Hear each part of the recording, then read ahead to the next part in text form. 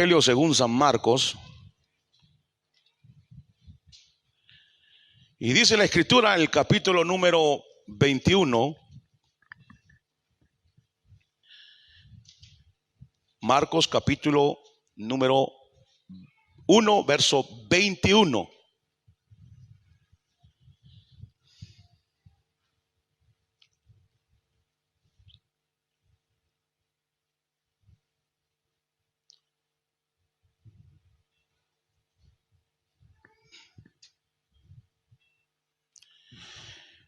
Dice la Escritura: entraron en Capernaum y enseguida, en el día de reposo, entrando Jesús en la sinagoga, comenzó a enseñar. Y se admiraban de su enseñanza, porque les enseñaba como quien tiene autoridad y no como los escribas. Y he aquí estaba en la sinagoga de ellos un hombre con un espíritu inmundo, el cual comenzó a gritar, diciendo: ¿qué tenemos que ver contigo, Jesús de Nazaret? ¿Has venido a destruirnos? Yo sé quién eres, el Santo de Dios. Jesús le reprendió diciendo: cállate y sal de él. Entonces el espíritu inmundo, causándole convulsiones, gritó a gran voz y salió de él. Y todos se asombraron de tal manera que discutían entre sí diciendo: ¿qué es esto? ¿Una nueva enseñanza? Con autoridad él manda aún a los espíritus inmundos y le obedecen. Y enseguida su fama se extendió por todas partes, por toda la región alrededor de Galilea. Amén.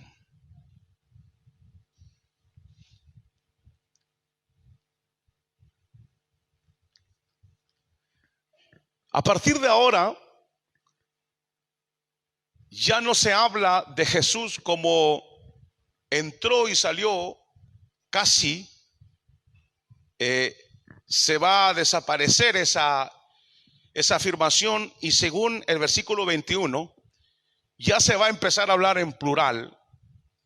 Entraron a Capernaum.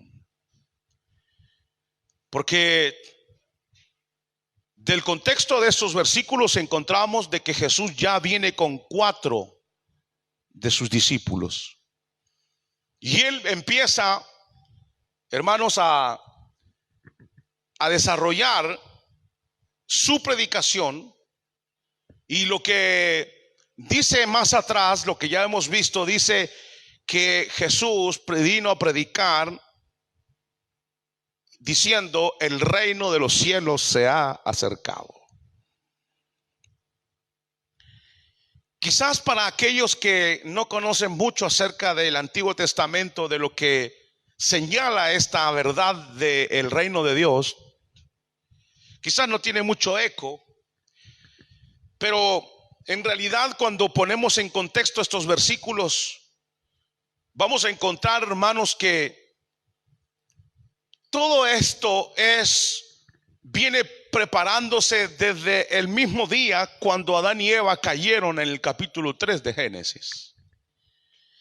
De ahí en adelante se empezó a desarrollar el plan de Dios, y Él empezó a obrar con hombres que Él llamó para que, hermanos, se pueda constituir un pueblo, y a través de ese pueblo pueda venir aquel que iba a redimir a la humanidad. Y los hombres del pasado, tales como Noé, como Abraham, como Josué, como Samuel, como David, hombres que contribuyeron para que este plan de Dios pueda, hermanos, hacerse salir adelante. Todos ellos, hermanos, tienen una característica, y es que ellos fallaron todos. Todos, hermanos, de alguna manera fueron hombres falibles. pero que Dios en su misericordia no dependía de que si el hombre iba a ser fiel o no, sino que él había, hermanos, se había proyectado al futuro y él ya veía de lejos, saludaba al Hijo de Dios, ya saludaba la encarnación. El mismo Abraham dice que, el mismo Jesús dice en Juan, Abraham vio mi día y se gozó. Una proyección hacia el futuro. Y a pesar que los hombres iban a fallar, y por cierto fallaron, no obstante el Señor siguió adelante con su plan, porque al fin y al cabo es el plan de Dios. Y damos gracias a Dios porque el plan de Dios no depende si el hombre le falla a Dios o no le falla. El plan de Dios va a salir adelante siempre, siempre. Y entonces los profetas empezaron a preparar el corazón del pueblo, diciendo que vendría desde ya de los tiempos de Moisés. Levantaré profeta en medio de vosotros, le dice a Israel, semejante a Moisés. Por eso es que cuando, hermanos, encontramos en el Nuevo Testamento expresiones que cuando el Hijo de Dios aparece, la gente dice, se dice, discuten y dicen, ¿no será este el Cristo? ¿No será este el Mesías prometido? Porque ellos estaban empapados dentro de hermanos, el plan de Dios. Los profetas venían enseñando esa verdad, que algún día llegaría el Redentor de Israel. Pero que lo que no captaban los judíos era que la redención no se iba a limitar a Israel. Y eso es lo increíble, porque Dios le dijo a Abraham, yo bendeciré todas las naciones de la tierra, toda la familia de la tierra. Y ese día tan esperado, muchas veces vinieron hombres, como lo hemos visto en otras ocasiones. Vinieron hombres que parecía que eran el Mesías, libertadores políticos, vinieron reyes, pero ninguno de ellos cumplió las características ni las profecías en su propia persona, sino que ellos mismos apuntaban a otro ser que vendría más adelante, tales como los salmos que hablan del Mesías, tales como, hermanos, Samuel o el mismo Éxodo, que prefigura a Cristo sacando un pueblo de la esclavitud y llevándolo a la libertad. El mismo Josué, que la misma palabra Josué y Jesús se parecen mucho y es prácticamente la misma, que conquista la ciudad para darle a su pueblo una tierra donde fluye leche y miel. Todas esas, hermanos, alusiones, todas esas historias no fueron puestas, hermanos, en la Biblia solamente para llenar un libro, sino que fueron puestas para, hermanos, ir mostrando de que Dios, en el caminar de la historia, Él iba llevando adelante su plan eterno de redención. Cuando nosotros leemos Génesis capítulo 1, capítulo 2, capítulo 3, capítulo 4, ya cometemos un error muchas veces cuando la gente dice, bueno, ¿y con quién se casó Caín? Si ahí había solo Abel y Caín y Abel, ¿con quién se casó Caín? Se comete el error porque se cree que, hermanos, en el caso de Génesis, la gente cree que el libro de Génesis fue escrito de manera lineal, es decir, que los eventos fueron escritos uno tras otro, pero no es así, sino que la inspiración del Espíritu de Dios hizo que, en el caso del Pentateuco o en el caso de Génesis, se escribiera lo que iba a contribuir para la revelación del Mesías y de la salvación eterna. En el Génesis no está toda la historia de la humanidad, solamente los orígenes del pecado, el origen de las naciones, el origen del diluvio, el origen de la familia, el origen de la música, el origen incluso de la agricultura. Entonces, pero muestra pedazos nada más. No está contemplada toda la historia antigua en el mismo libro de Génesis en su totalidad. Igualmente la Biblia en el Antiguo Testamento no está todo contemplado en este libro, Pero lo que sí está contemplado es lo que va a enseñarnos y a contribuir para que nos muestre y nos ilumine y ver de qué manera Dios lleva adelante su plan. Hubieron ocasiones en que, hermanos, el plan de Dios estaba a punto, como parece que iba a desaparecer. En los tiempos cuando Amán quiso destruir a Israel, hermanos, en los tiempos de Esther, cuando estuvo a punto de destruir a Israel, se iba a acabar el linaje, se iba a acabar la descendencia de Abraham. Eso estuvo a punto de suceder. Pero eso nos muestra, y ahí en ese libro curiosamente no habla de Dios en ninguna parte, pero ahí lo que vemos es lo que es la providencia de Dios. Es decir, que es el trabajo de Dios invisible, que no se ve con el ojo ni se palpa con la mano, pero que detrás de la historia hay un ser que va llevando la obra que Él ha estipulado desde la eternidad para que vaya desarrollándose en la historia humana y podamos llegar, hermanos, a el momento culminante y glorioso, extraordinario, cuando llegamos a estos versículos. Jesús dice: entra a Capernaum. Ha llegado la hora tanto esperada, hermanos. Llegó la salvación.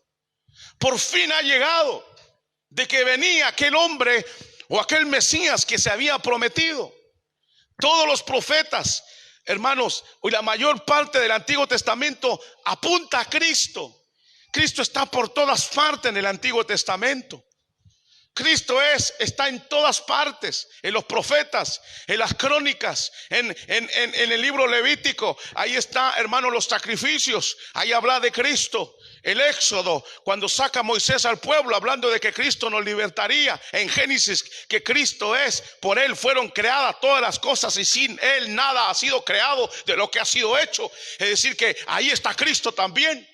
Está Cristo, hermanos, en las victorias de David. Está Cristo, hermanos, en Eclesiastés, la sabiduría de Dios, los libros sapiensales que hablan acerca de la sabiduría divina.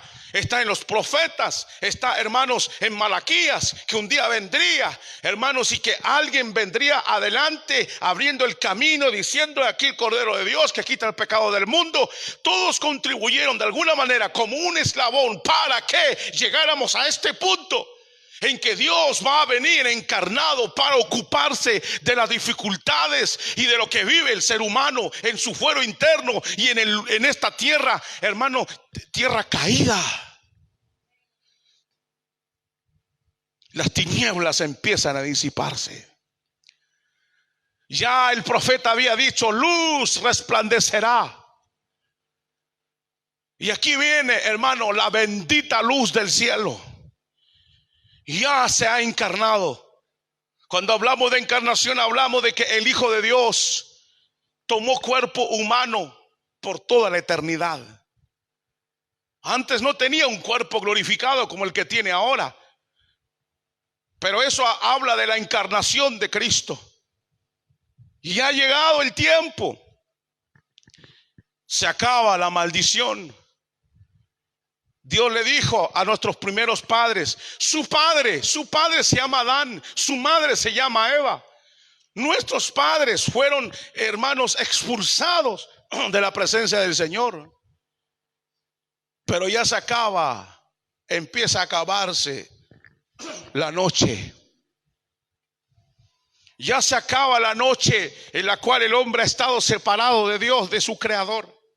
Desde que el hombre ha sido separado de su creador por causa de su desobediencia, ha ido de mal en peor, como gangrena, comiendo poco a poco, hermano, de tal manera que Dios ha tenido que frenar el mal drásticamente. En el caso del diluvio ha tenido que cortar el mal, porque si no toda la humanidad hubiera desaparecido. Pero esa noche larga que duró muchos siglos y que palpábamos y no sabíamos por dónde, pero que Dios había prometido un día de que, hermanos, se iba a hacer carne el verbo de Dios, de que aplastaría la cabeza de la serpiente, aquel que nos había engañado y que nos quitó todas las bendiciones que Dios nos había dado. Hermanos, un día llegaría, la noche estaba muy oscura estaba la noche. La humanidad ha vivido en una noche oscura de dificultades, de sufrimiento, de lágrimas, de guerras, de odio, de rencores, de humillaciones, de injusticias. Una noche muy larga que quizás no todos lo han vivido de manera, hermanos, igual. Porque, hermanos, hay naciones que han sufrido más que otras. Los negros africanos han sufrido mucho. Los judíos han sido exterminados. Arminianos igualmente han sido maltratados. Los esclavos, hermano, han sufrido mucho. Llevan las marcas del mal en su propio fuero interno, que todavía hay morenos, negros que están contra los blancos por causa de aquel mal que se hizo en la antigüedad. La noche fue larga.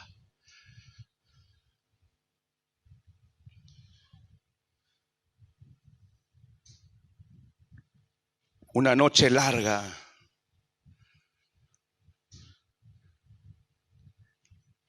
Pero ya se disipa las tinieblas.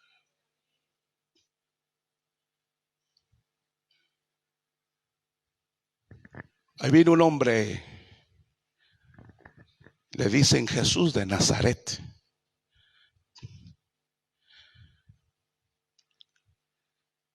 Y llega a una ciudad llamada Capernaum, que literalmente es ciudad de Nahum.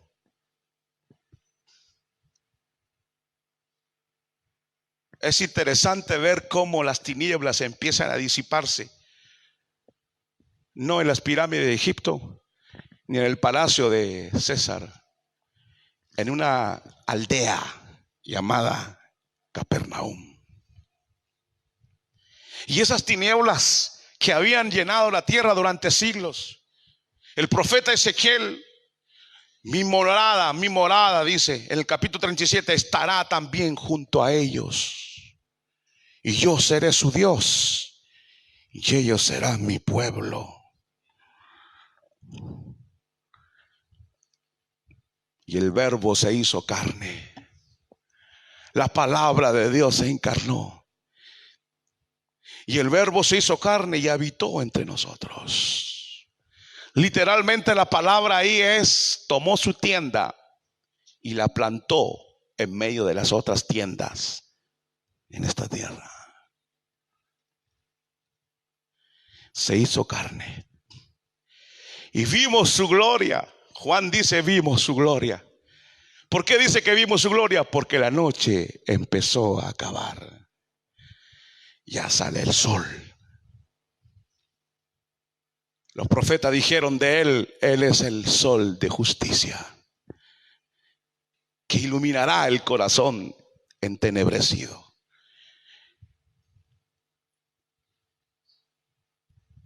Llegó el día en que los ciegos reciben la vista, los cojos andan, los leprosos son limpiados, los sordos oyen, los muertos son resucitados, y los pobres se le anuncia el evangelio de Cristo. Llegó la hora en que las tinieblas deben disiparse. Las tinieblas no resistieron, no pueden resistir la luz. Las tinieblas cuando hablamos de tiniebla, hablamos de ignorancia de Dios, de dejar de Dios de lado, de creer en cosas falsas. Todas esas cosas que el mismo enemigo había instalado en esta tierra, y el mismo corazón humano que genera ídolos constantemente, todo eso, que hubieran tinieblas, pero esas tinieblas no pudieron prevalecer contra la luz. Yo soy la luz del mundo. El que me sigue no andará en tinieblas, sino que tendrá la luz de la vida. Los ciegos ven, los muertos resucitan, el paraíso vuelve a florecer, como en ese desierto muy seco donde no hay ninguna planta, y de repente aparece una pequeña planta verde y empieza a florecer el desierto. Así, el desierto de este mundo, el desierto de nuestra vida estaba totalmente seco y empieza a haber esperanza. Porque viene el segundo Adán. El segundo Adán es un espíritu vivificante, es decir, un espíritu que vivifica, que viene y trae vida. El primero trajo muerte, el segundo trae vida.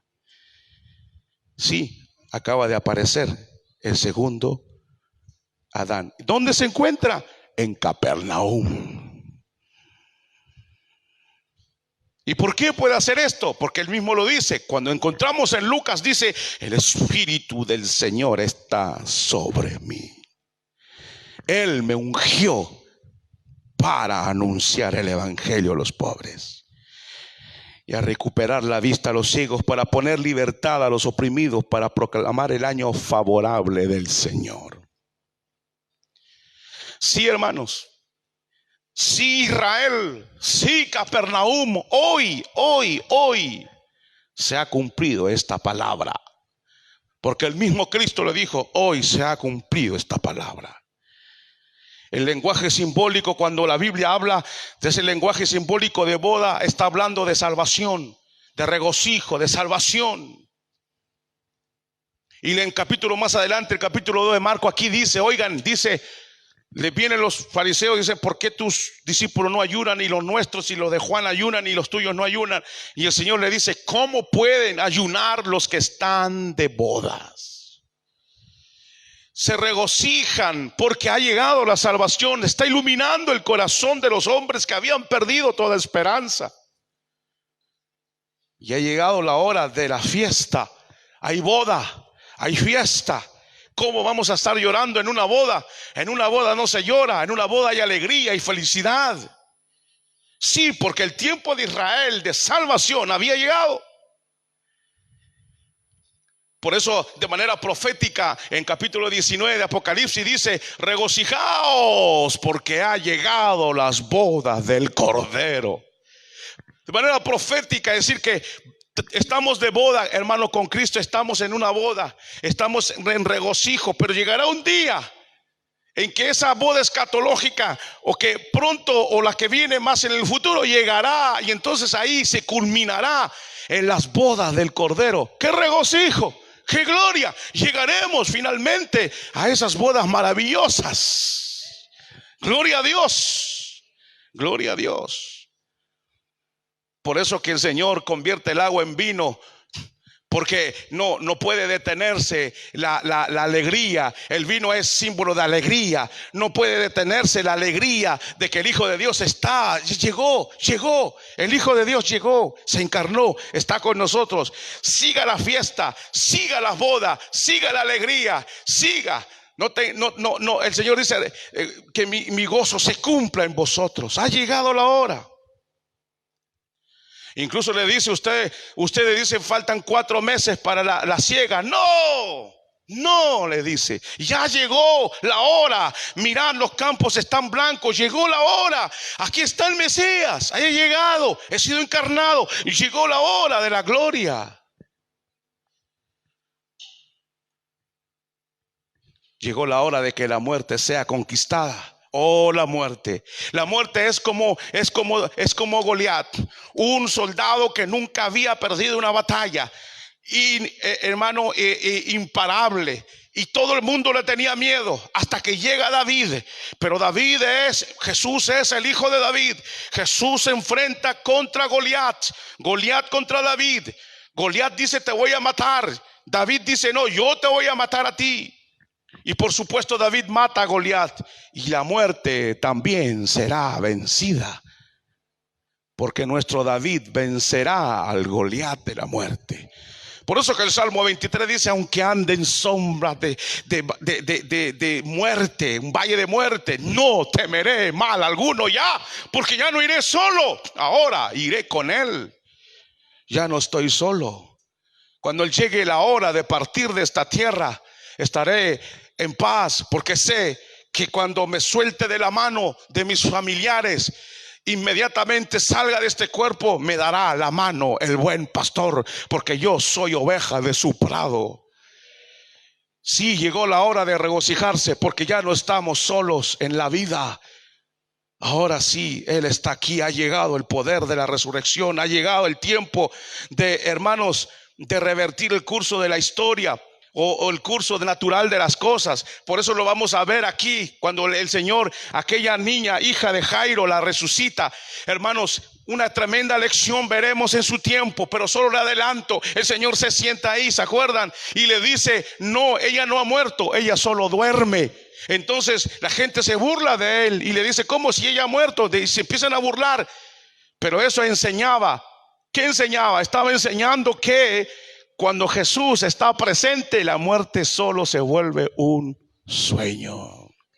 Por eso es que Pablo dice a los tesalonicenses acerca de los que duermen, ni siquiera dice los que están muertos, los que duermen. Porque nuestros hermanos que han ido, ya se han ido a la gloria, están durmiendo.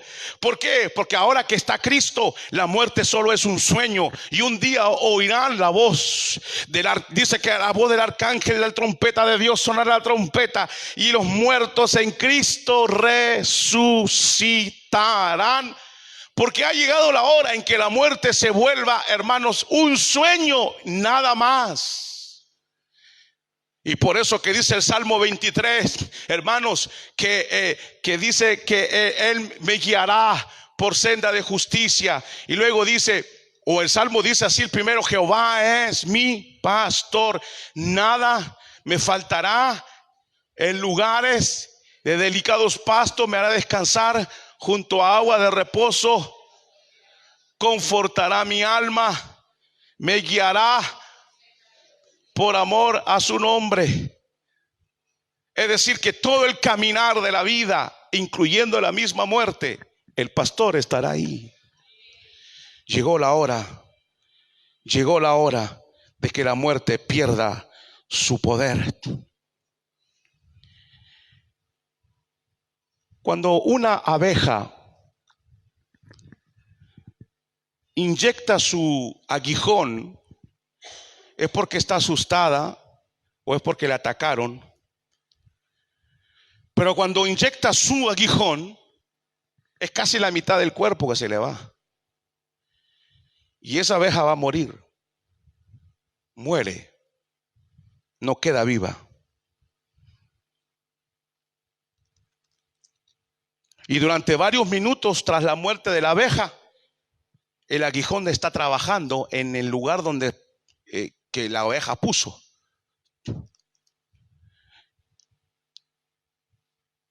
Me gusta este ejemplo porque es de Spurgeon, y él dice que la muerte se vio desesperada porque el Hijo de Dios la estaba atacando, y cuando se vio desesperada le inyectó el aguijón. ¿Cuándo le inyectó? Cuando Jesús dijo, en tus manos encomiendo mi espíritu, y expiró. Ahí el aguijón de la muerte ¡fa!, le cortó la vida, como a todo ser humano. Pero no se puede matar la vida. Y Jesús vuelve a la vida. El Padre lo resucita. ¿Creen eso? El Padre lo resucita. Y ahora, ¿por qué la muerte a nosotros no nos puede definitivamente dejar en la tumba para siempre? Porque el aguijón que mataba para siempre fue puesto en el cuerpo de Cristo.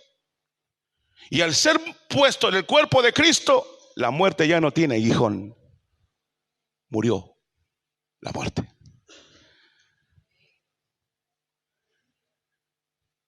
Por eso cuando vamos a los cementerios a enterrar a algún hermano o hermana, decimos, hasta pronto, hermanos, nos veremos en el día de la resurrección. Nos veremos. ¿Creen eso ustedes, hermanos? El aguijón fue quitado. Por eso Pablo dice a Corintios, ¿dónde está, oh muerte, tu victoria? Oh, hermanos, ¿dónde está la muerte? Ni en el Corán no dice eso. Ni en ningún libro sagrado humano dice eso. Solo en la palabra de Dios dice: ¿dónde está, oh muerte, tu victoria? ¿Dónde está, oh sepulcro, tu aguijón? Gracias a Dios que nos dio la victoria por medio de Jesucristo. La muerte perdió, ya no puede contra los hijos de Dios. La muerte fue vencida. La muerte fue vencida, y cuando hablamos de muerte estamos hablando de esa muerte segunda, en la cual somos separados para siempre de Dios. El que cree en mí, aunque esté muerto, vivirá. Y lo más grande, acaba de entrar un personaje llamado Jesús, que viene de Nazaret, y lo más grande de todo es que perdona pecados.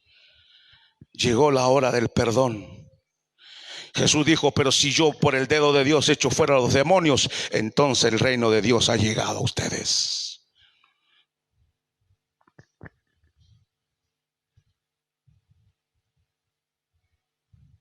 Gloria a Dios. Ahora, entonces dice el versículo: entraron en Capernaum, y enseguida, en el día de reposo, entrando Jesús en la sinagoga, comenzó a enseñar. Jesús elige un día sábado para ir a la sinagoga, porque en el lugar de la sinagoga es donde se cultiva, hermanos, el saber de Dios, la ley de Dios.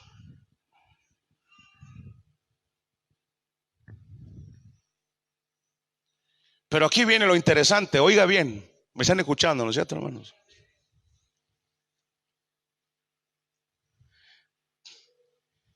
¿Por qué el Señor Jesús no fue a los prostíbulos?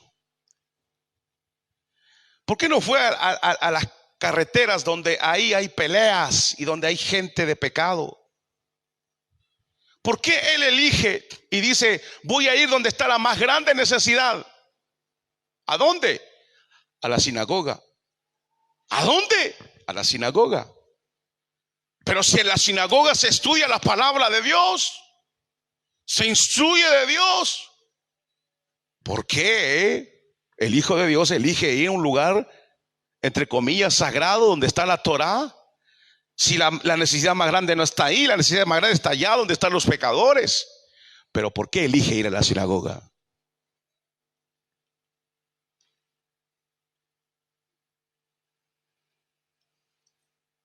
Ahí empieza su obra. ¿Dónde empieza Jesús su obra? En una sinagoga, donde se estudia la ley de Dios. Interesante, ¿no? ¿Por qué?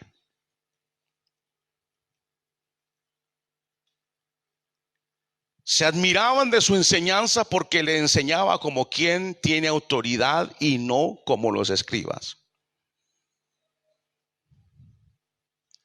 Se admiraban, no tenían tiempo de asimilar la palabra, que era tan poderosa la palabra que el Señor les daba, que no tenían el tiempo de asimilarla. Se perturbaban en ese momento y recibían la palabra de Dios y decían: pero que nadie habla como este hombre habla. ¿Qué autoridad tiene para hablar? Este hombre no habla diferente a los demás. Parece que tiene un poder absoluto. Parece que sus palabras son la misma palabra de Dios.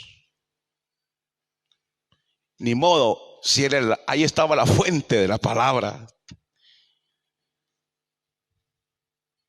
Veamos.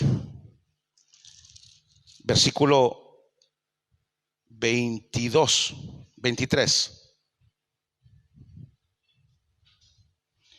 Y he aquí en la sinagoga de ellos. ¿Lo tienen ahí?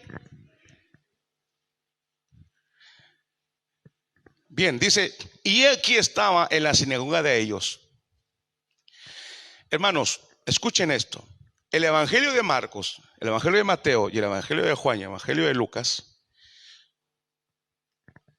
no está linealmente lo que el Señor hizo todos los días de los 3 años y medio. ¿Qué hace Marcos? Marcos toma lo que le interesa para mostrar que Cristo es el Hijo de Dios. Pero no está todo. Si se escribieran todo lo que Cristo hizo en esta tierra, no cabrían libros sobre esta tierra. ¿Se acuerdan de ese versículo? Muy bien.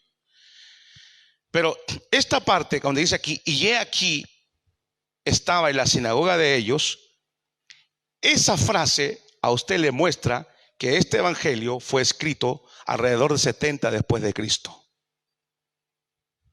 ¿Por qué? Porque solo después o antes de la caída, 69, antes de la caída del templo, ya estaba la iglesia de Cristo.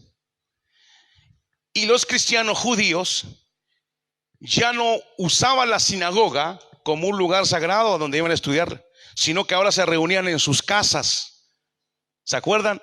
Se reunían en las casas y estudiaban la palabra de Dios de casa en casa.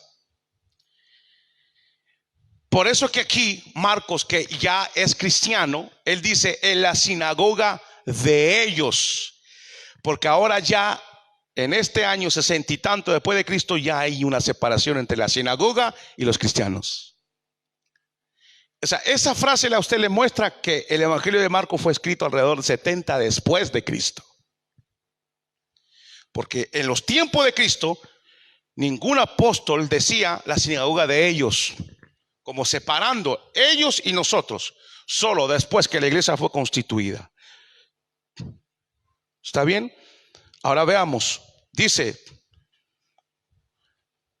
un hombre con un espíritu inmundo, el cual comenzó a gritar. He aquí que estaba en la sinagoga de ellos un hombre con un espíritu inmundo, en la cual comenzó a gritar. En los tiempos de Cristo, la gente tenía mucho miedo acerca de este asunto de los demonios. Debe saber usted que en ese tiempo no había manicomios. Hoy día hay manicomios, por eso que hay locos, pero no tanto. Pero la gente que está lunática, poseída, para nosotros poseídos, para ellos están mal psicológicamente, están encerrados. En ese tiempo no. Por eso que vamos a encontrarnos aquí con el endemoniado gadareno que lo habían encadenado en los cementerios, vivía. Porque no había lugar donde se podía encerrar a los locos. Entonces la gente tenía mucho miedo cuando aparecían personas así. Estaban familiarizados con ese tipo de personas. Y entendían ellos que si algún hombre era libertado de esa presión o opresión, ellos sabían que tendría que haber sido Dios el que lo hace y nadie más. Pero aquí está lo interesante. Marcos lo hace a propósito. Marcos pone y dice, ¿dónde empezó el ministerio? Cristo, adentro de una sinagoga. ¿Por qué? Porque ahí estaba el diablo. Eso es lo que está diciendo.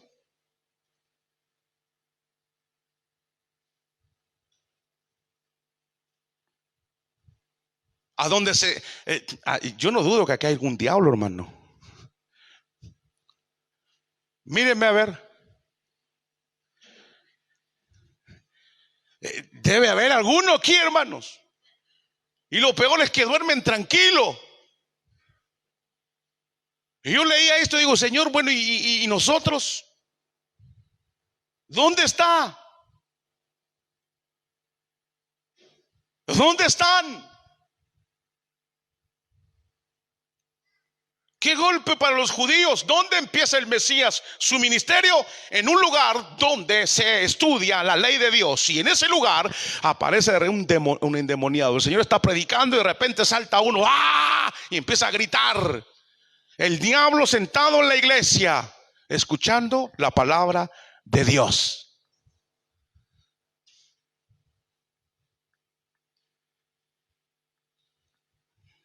Qué vergüenza para la sinagoga que el diablo esté sentado adentro.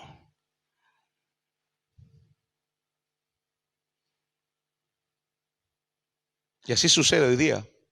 Parece que la iglesia está normal. Parece que nada sucede y que todos somos cristianos y que el diablo se fue al planeta Uranus y que ya no hay ataques de ninguna manera. Pero no dude que cada domingo que nos reunimos, Satanás nos ataca. Cada domingo. Porque se atrasó el metro, porque el otro pasó aquí, porque se le quemó el huevo, porque el bacon que le hacía a su esposo en la mañana se le quemó, porque se quedó dormido, porque la pila se le acabó, porque hubo una huelga, porque pasó aquí, porque sacó. Esta mañana la entrada de todo el sonido, la llave no la encontramos por ninguna parte.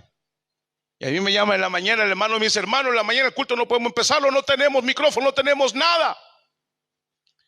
Y dije: el diablo nos robó la llave. No hay día en que el enemigo no se meta, pero no hay día, pero ese es el punto. Pero aquí viene el punto clave, y yo creo que el mensaje no se va a terminar ahora, pero oiga bien, ahora sí, ya estamos a punto de terminar. Pero para que el diablo viviera dentro de la sinagoga, tuvo que haberse dormido espiritualmente esa gente. Queridos hermanos,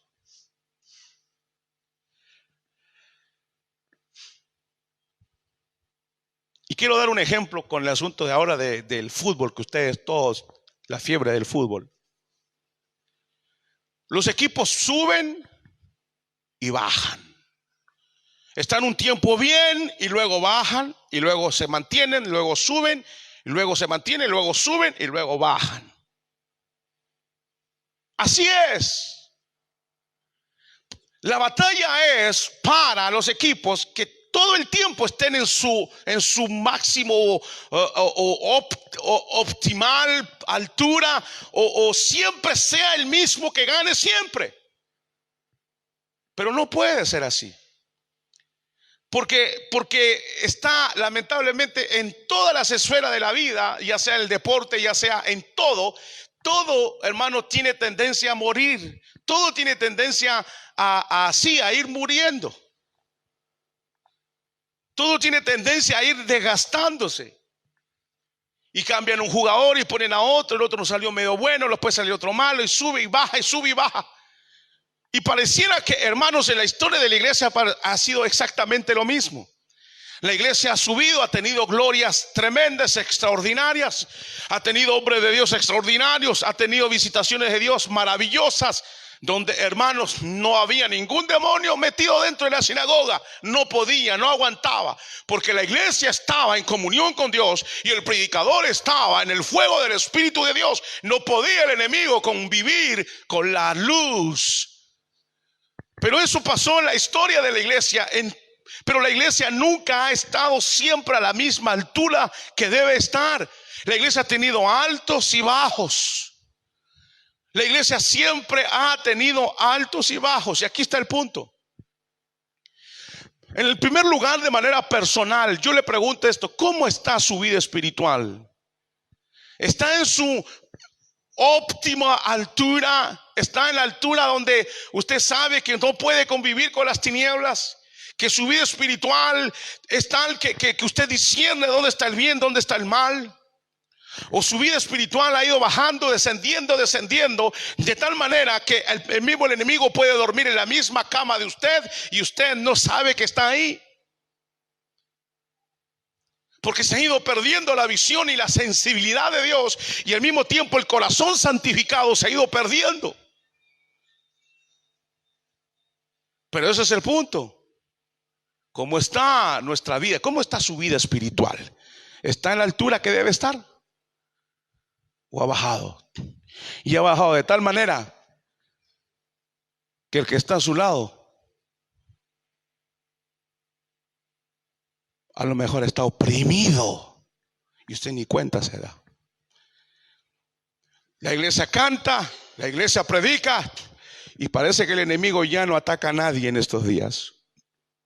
Incluso algunos predicadores han llegado al extremo de decir: no, el enemigo ya no piensen en él. ¿Cómo está nuestra iglesia? Hermanos, yo le digo esto: ¿es fácil mantener una vida atlética óptima? ¿Qué dicen ustedes? No, se necesita un esfuerzo constante. ¿Cómo está nuestra iglesia? Hermanos, yo sé que no es fácil mantener lo óptimo espiritual. No, no es fácil. Es una batalla. Esta es una guerra, hermanos. Para mantener la altura espiritual que Dios demanda, es una batalla.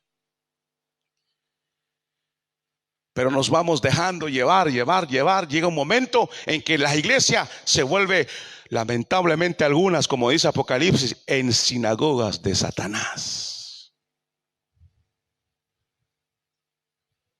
¿Y quién es el responsable? El pastor. No. El responsable es usted y yo. La iglesia, si no está en su punto óptimo, es por nuestra culpa.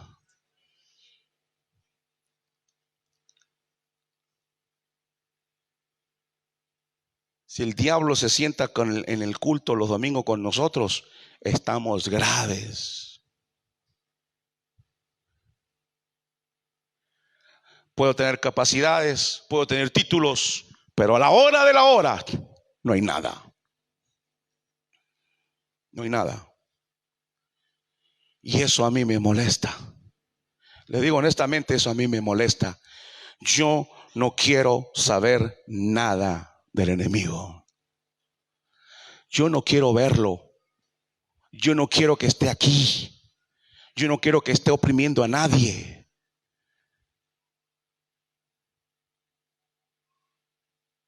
Pero la vida cristiana individual y la vida cristiana. ¿Cuántos vinieron a la oración ayer a la iglesia? Levante la mano. ¿Cuántos vinieron al estudio bíblico el otro sábado para atrás? Levante la mano.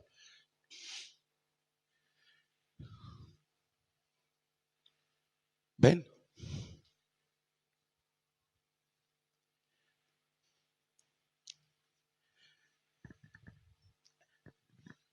A nosotros nos picó el bichito que se llama a la rentrée. A la rentrée. En septiembre nos metemos con todo. Dice, ¿qué nos pasa, hermanos?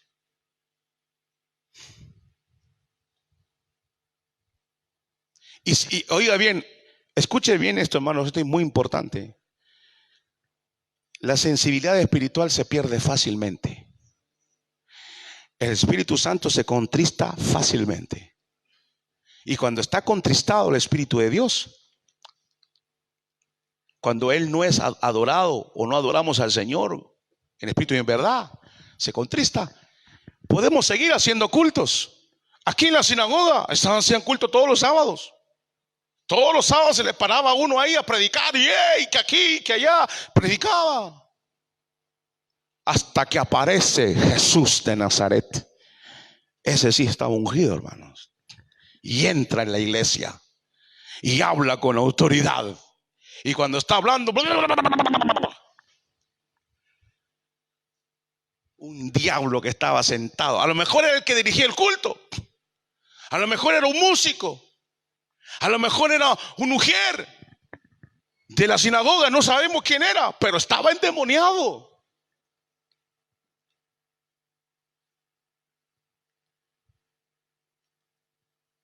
¿Qué le pasa a la iglesia, hermano?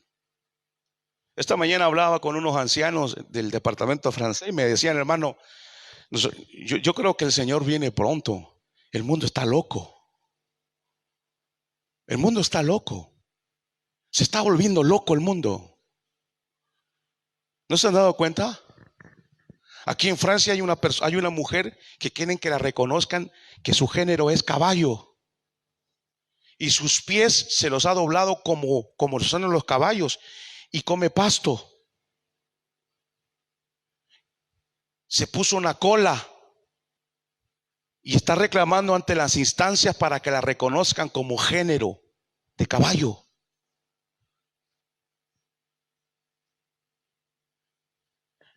No me va a decir que el mundo está bueno. El mundo está de cabeza. Y hay otro por ahí que se cree perro y tiene la máscara de perro. Y la mujer lo saca, aunque algunos no tienen máscara de perro, pero igual la mujer lo saca. Pero y lo saca a pasear como perro y él camina como perro. Esos son demonios, hermano. Esos son demonios. Pero como la iglesia dice, no, lo que pasa es que nosotros no somos continuacionistas, nosotros no creemos que los dones, que el espíritu, que aquí, el diablo sube al púlpito hoy día y nos baila con bandera. Y nosotros ahí.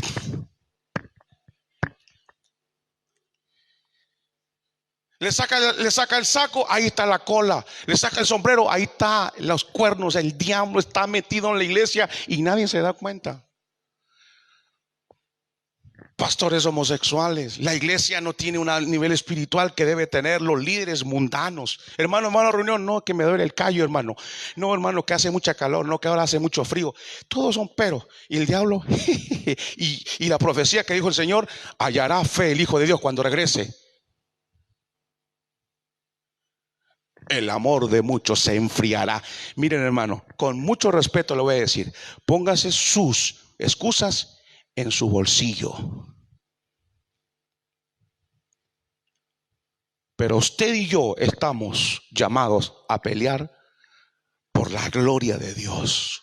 Que la gloria de Dios esté en medio de nosotros. No podemos nosotros limitarnos a hacer cultos y cultos y cultos sin que nuestra vida no sea transformada. Esa gente todos los sábados iba a la sinagoga, todos los sábados, y seguían igual. Ese hombre endemoniado iba todos los sábados y seguía endemoniado. No había nadie que hiciera nada por ese pobre hombre.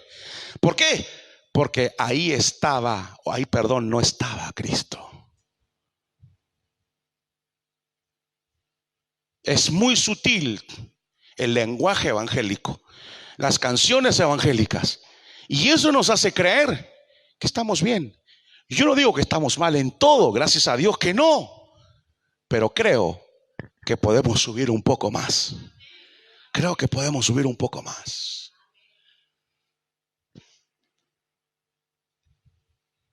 Le dije que no íbamos a terminar, pero le quiero terminar con esta experiencia. Usted sabe que uno de los más grandes predicadores que hemos conocido en Latinoamérica fue Gigi Ávila. Y él en su periodo de oración oraba. Y una vez le pidió, el Señor habló a su corazón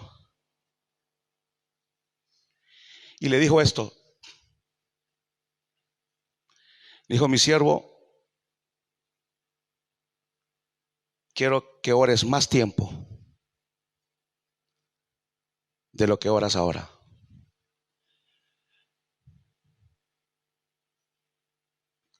Y llama al personal del ministerio y le dijo esto: no todos te van a seguir, pero hay algunos que te van a seguir.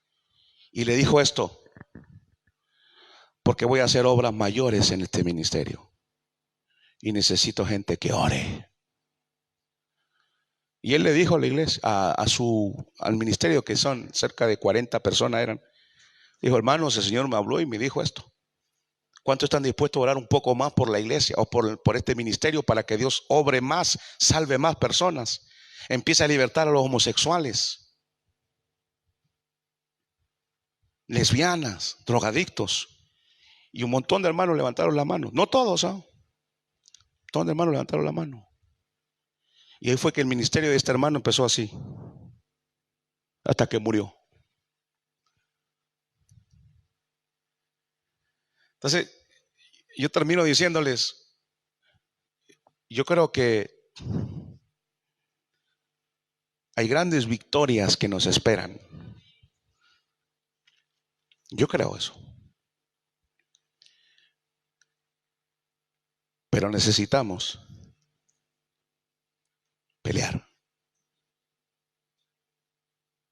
Usted y yo no podemos permitir que el enemigo entre aquí, se siente y después se vaya, como que si aquí no pasó nada. No digo que específicamente se manifieste algo,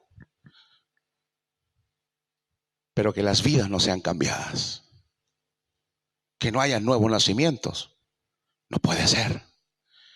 O estamos predicando el Evangelio de Cristo, o somos una sinagoga en la cual necesita que Cristo entre para que empiece a hacer una obra.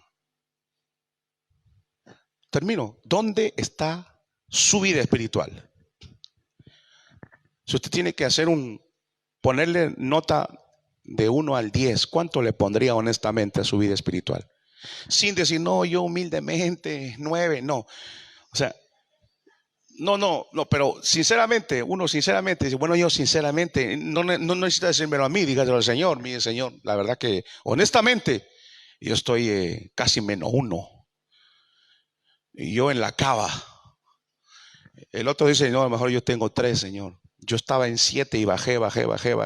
Y ahora voy a ser llevado por las vacaciones y me voy a hundir más todavía y sé que regresaré en septiembre hecho pedazo.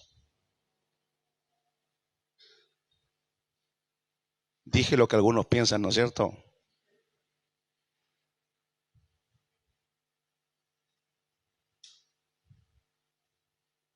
Pero si usted y yo no cambiamos prioridades, no ponemos las verdaderas prioridades, que es Cristo, las verdaderas prioridades. Si no la ponemos en primer lugar, nada pasará, ni en nuestra vida, ni en nuestra iglesia. Porque el pastor no tiene poderes mágicos. El pastor depende de la oración, de la comunión con Dios. No hay nada más que hacer.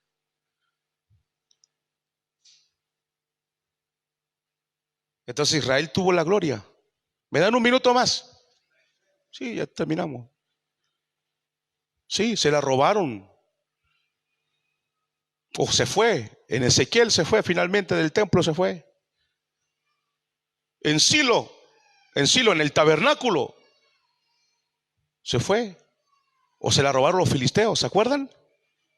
¿Se acuerdan? Se la robaron los filisteos, se llevaron el arca del pacto. Y ahí fue el grito de muerte. Y Cabot, la gloria de Israel ha sido traspasada. Se robaron la gloria de Dios, se la llevaron los filisteos.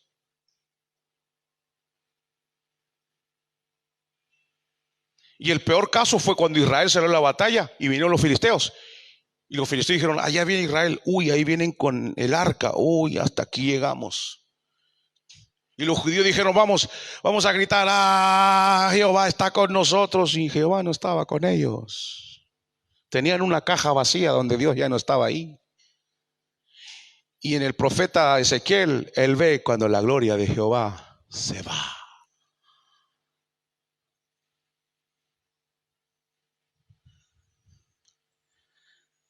¿Cuándo fue que se fue la gloria de Jehová de su casa, de su vida, de su familia?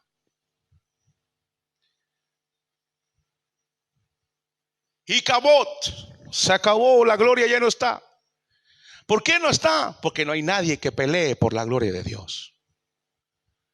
No hay nadie que pelee por la gloria de Dios. Somos niños.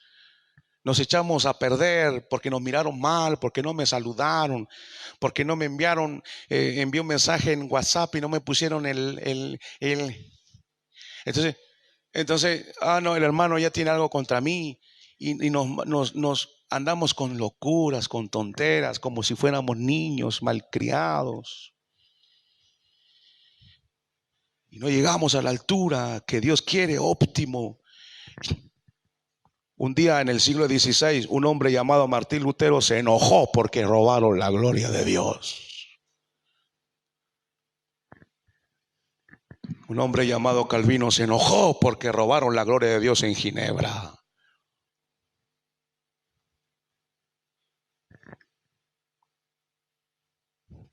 ¿Quién son los que se van a enojar hoy día? Decir, Señor, basta. Yo quiero ser de aquella que va a recuperar tu presencia. Cierre sus ojos. Inclinemos el rostro.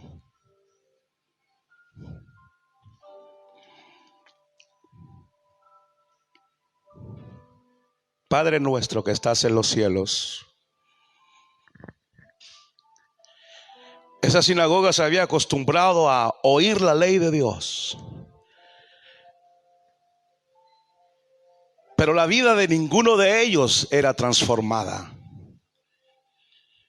Y los que eran azotados por el maligno y esclavizados por el príncipe de las tinieblas no eran liberados, seguían en su esclavitud. Porque la religión no libera a nadie. Los ritos no liberan a nadie. Los cultos de costumbres donde la vida de Dios no está, no libertan a nadie, no salva al perdido, no consuela al que necesita consuelo. Por eso, Señor, rehusamos volvernos una iglesia de costumbre. No queremos volvernos una iglesia que vive de costumbres.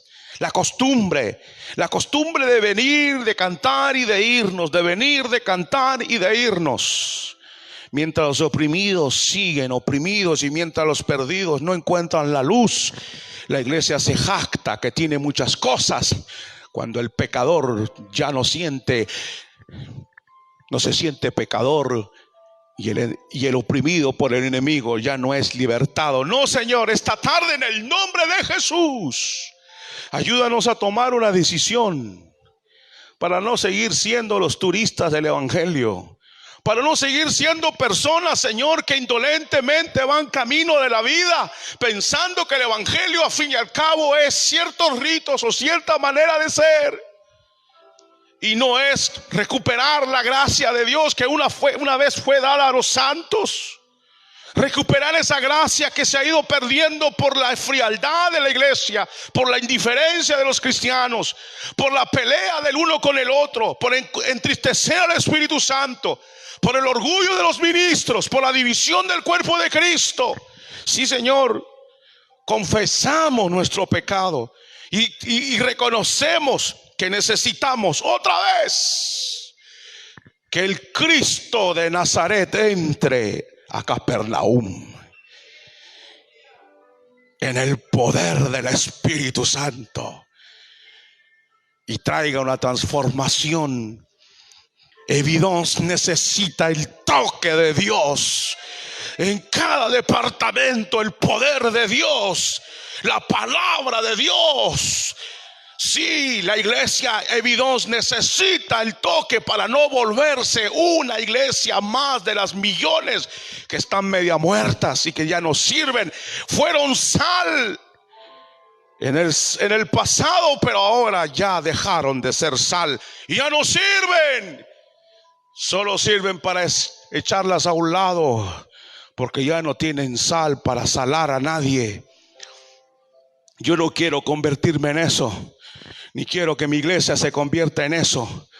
Señor, envía el Espíritu Santo con poder sobre la iglesia. Danos predicadores llenos del Espíritu, ungidos. Y danos, Señor, el poder para enfrentarnos contra las huestes del mal. Por el poder del Espíritu, con la palabra de Dios, enfrentarnos contra todas las tinieblas que han venido levantándose contra la iglesia, la familia, los niños.